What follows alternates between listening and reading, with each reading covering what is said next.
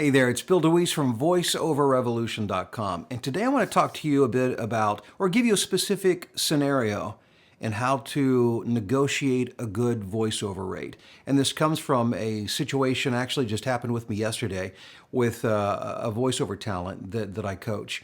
And the scenario was this. He had bid on a project for a client, had proposed.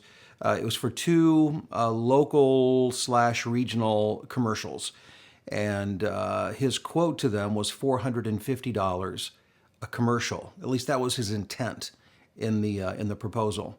Now, the response from the client was they wanted to book him to do the session for the commercials, and they were writing to confirm $450 for both of the commercials. So they misunderstood the quote. They thought it was $450 for both. In other words, $225 a piece. So his question to me was, should I just take the money and run? What a bird in the hand is worth two in the bush kind of thing. Or should I go back and say, no, what I meant was $450 per spot? Well, so this is the response that I gave him. This is the approach that I would take to, because really there are two things. Number one, you want to get what as much as you can for your work for the project, obviously, but at the same time, you don't want to alienate the client. Frankly, for me, I would rather have $450 for two than $0 for zero.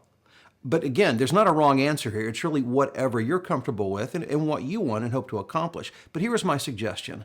I said, go back to the client and respond, well, actually, my proposal, the intent of the proposal was $450 per commercial.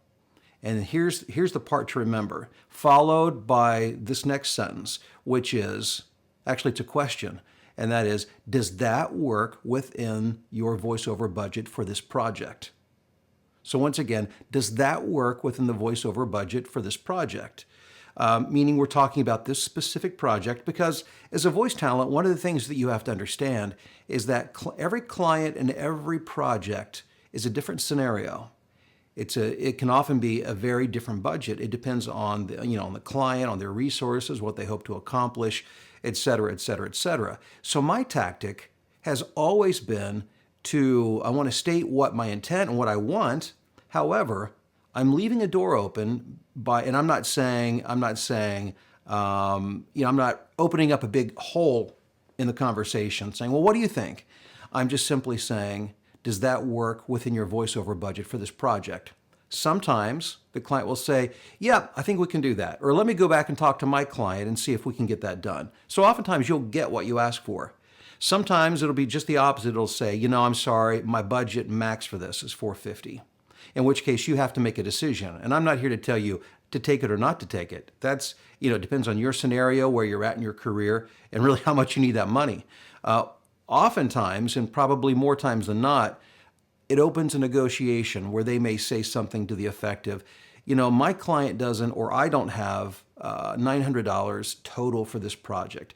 However, maybe we can meet in the middle, and they may throw out a number like 700 or 800 or, someplace in that general vicinity, in which case you can either counter again, or if you're okay with it, you can accept it and move on.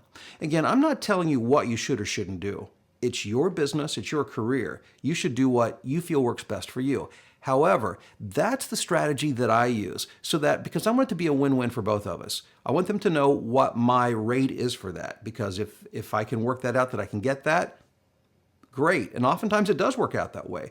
But if that's just not the budget and they cannot do that, well, then I want them to know that I'm open to discuss it, because there's still quite a bit of money to be had within that particular project. So I hope this strategy helps you and gives you more confidence, because the negotiating process with clients doesn't need to be a big deal. It doesn't need to be bigger than it really is. So usually my conversations, which are done usually by email, are just very brief. And again, the simple response, well, my actual proposal was $450 per spot, followed, and this is the question that you throw in there.